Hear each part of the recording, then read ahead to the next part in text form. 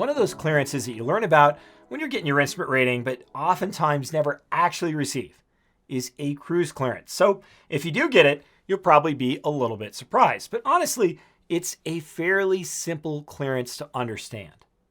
It's both a clearance for an altitude along your route and a clearance for the approach at your destination airport. And it's defined in the Pilot Controller Glossary.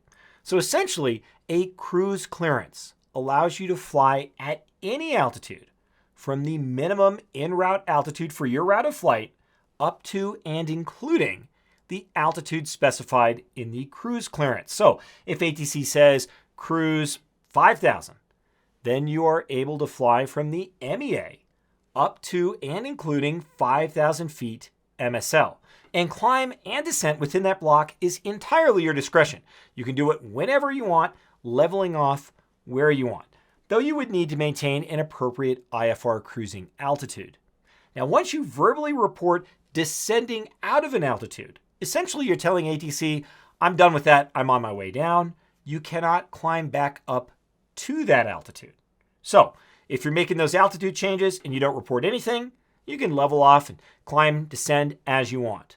Once you report leaving an altitude for a descent, now you can't go back to that altitude.